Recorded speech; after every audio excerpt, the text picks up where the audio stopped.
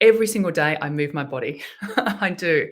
Number 2, I meditate every day. It's a non-negotiable in my life. It's only 10 minutes a day because I'm always about minimum input for maximum gain for the brain. So whenever I'm looking at university research, I'm like, well, what's the smallest amount of time I need to do that for to get the maximum gain for my brain? Because we're all time compressed. And 3, I plan in mini breaks, mini retirements, I call them. So number 1, I schedule in those things into my calendar because to-do lists, to be honest, are good, but what's even better is your calendar. The third thing, the mini retirements, I book that in every 6 weeks. So I go on scheduled breaks. Now, this doesn't need to be expensive. It could be going camping, right? On a Saturday night, you take the weekend off. And I also go off the grid. Okay, so I literally aren't on text, so the world can't find me. I go off all Instagram stories. I go off everything. My team schedules in our social platform. And so I'm literally, no one can find me. And so a couple of things happen here. One, when you switch off from the world like that, you switch on the inside, you spark joy again.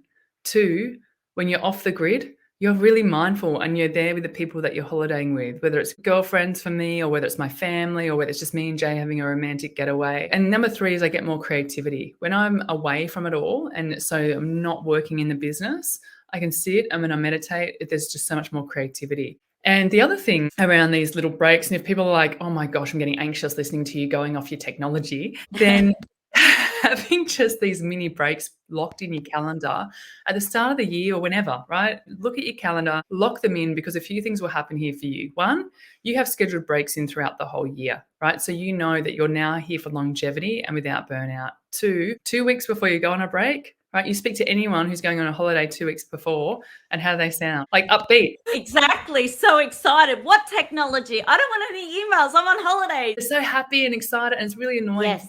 Who aren't going on a holiday, you're like, and so you get this serotonin release 2 weeks. It's the preempt of the holiday that makes us happy. Then we go on the holiday, we recharge. Then when you come back, some people get that dip, right? That post-holiday blue. But don't worry, because 6 weeks from now, you've got another break locked in. And I'm very strict with those boundaries. And recently I went up to Camp Eden and one of the news stations was trying to get in touch with us because we had an interview on the Monday and they're calling, what do you mean she's off the grid? We're getting her emails bouncing. And Jay's like, and they're like, tell us where she is. I'm like, I'm not telling you where she is. She's like,